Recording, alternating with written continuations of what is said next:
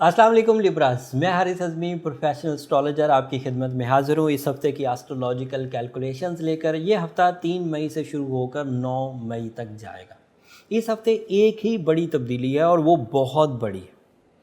पहले उसका astrological aspects and astrological जो कैलकुलेशंस है वो बयान करता हूँ। फुल मून होने वाला है 8 तारीख को, और जब पूरा चाँद होता है तो चाँद की जो रेडिएशंस हैं या लाइट है वो हमारे लिए मैक्सिमम होती है। ज़मीन पर वो मैक्सिमम पहुंचती है, फुल मून नाइट पे मैक्सिमम हो जाती है।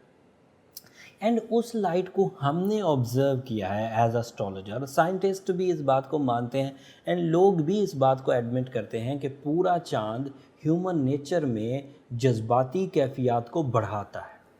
इसीलिए ये शायर हजरात, अदीब हजरात फुल मून नाइट में ज़्यादा अशार लिखा करते थे। फुल मून नाइट की ब्यूटी एंड लविंग नेचर ये ज़्यादा चांद रातों में ज़्यादा पेश आती है।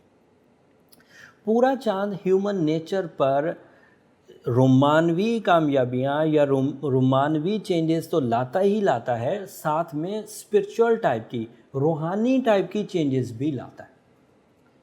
और फिर जिस एरिया में, जिस वो ऑर्बिटल मूवमेंट में किसी सर्टन एरिया में 2.25 दिन के लिए पूरा होता है फुल, तो वो जो सर्टन एरिया है उधर का फ्यूल ज़्यादा मिलता है। जैसा कि लिब्रास के लिए ये पूरा चांद सेकंड हाउस में है, and second house is a house of material benefits, material advantages, material planning, job या जॉब से रिलेटेड अचीवमेंट्स, अथॉरिटीज़ का इन्हेंस होना, इंक्रीमेंट्स या फिर प्रमोशंस।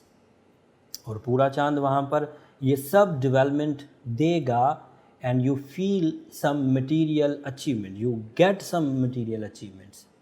एंड इसके ये तो हो गए astrological calculations and astrological behaviours. But ये वाला जो पूरा चांद जो 8 मई 2020 को होने जा रहा है, ये रमज़ान का पूरा चांद है। तो इसका स्पिरिचुअल बैकग्राउंड भी होगा। जो चीज़ें भी आप एस्ट्रोलॉजिकली हासिल करेंगे या प्लान करेंगे उसमें खैर, बरकत, रमज़ान के फ़यूज़ व बरक़ात, स्पिरिचुअल डेवलपमेंट ये भी आएंगी। आपके यहाँ से उकताहट ख़त्म होगी, आप ज़्यादा रिस्पॉन्सिबल हो सकेंगे, ज़्यादा मुस्तकिल मिजाज हो सकेंगे, तबीयत में ठहराव आएगा। एंड उसके अलावा कुर्बानी देने का जज्बा, मोहब्बत के इजहार का जज्बा, प्रपोज़ करने का जज्बा ये भी पैदा होगा।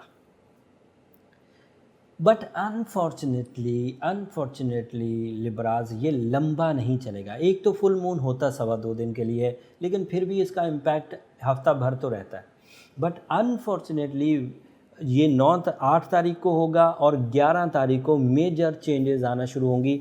मैं वो एक क्लू इस हफ्ते इसलिए दे रहा हूँ कि उसका सुनना आपके लिए मुफीद बहुत होगा। सो इस हफ्ते सिर्फ क्लू दे रहा हूँ, अगले हफ्ते पूरी तफसील बयान करूँगा। आपका रूलिंग प्लैनेट अगले हफ्ते रेट्रोग्रेड हो जाएगा, वीनस। अगले हफ्ते Jupiter the sign of good luck retrograde हो जाएगा। अगले हफ्ते टाइम, गोल्डन टाइम का प्लैनेट सैटर्न रेट्रोग्रेड हो जाएगा, जजमेंट्स का, अकल और जहानत का।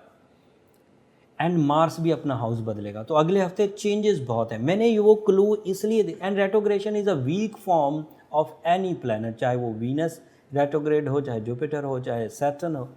तो उस वीकनेस को रिकवर करने के लिए मैंने इन 7 दिनों में क्लू इसलिए दिया कि मैं चाहता हूँ कि रेमेडी इन्हीं 7 दिनों में शुरू कर ली जाए, ताकि जब अगले हफ्ते वो कैलकुलेशंस आपके सामने आए तो ये 7 दिन वेस्ट हो चुके होंगे। मैंने इसलिए पहले ही 7 दिन आपको बयान कर दिया। और रेमेडी ये है कि एज अ लिब्रा, अगर आप ऑलरेडी रूबी पहने हुए हैं या येलो सफ़ायर पहने हुए हैं या ओपल पहने हुए हैं तो वो ही कंटिन्यू करिए। और उस कंटिन्यू करने के साथ साथ सूरज शम्स को 5 दफ़ा तो ज़रूर पढ़िए हर नमाज के बाद।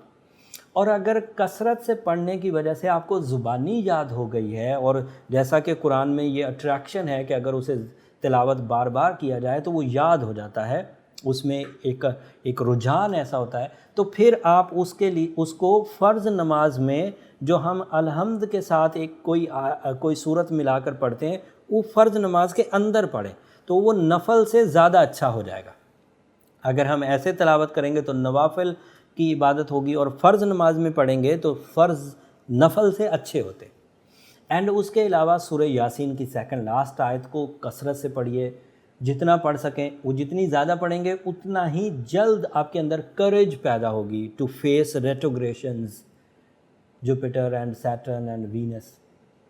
एंड उसके अलावा आपके अंदर एक ठहराव रहेगा, spiritual balance, peace of mind, peace of your heart, peace of your soul, ये रहेगा सूरह यासीन की सेकंड लास्ट आयत पढ़ने से।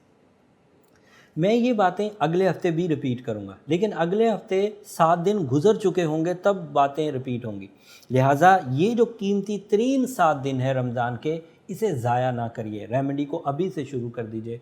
जो लोग नए हैं वो अभी से शुरू कर दें। जो लोग रमज़ान के अवाइल से ही शुरू कर चुके हैं वो बहुत अच्छे रहेंगे, क्योंकि उनको ज़्यादा स्पिरिचुअल एडवांटेजेस, ज़्यादा अच्छा ट्रीटमेंट मिल पाएगा।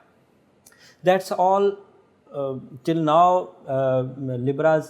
उम्मीद है आप बातों को समझ गए होंगे, लेकिन अगले हफ्ते की वीडियो मिस मत करिएगा। उसमें 2 वीडियो बनाने की कोशिश करूंगा, एक वीडियो रेट्रोग्रेशन से रिलेटेड और एक वीडियो वीकली हॉरोस्कोप से रिलेटेड।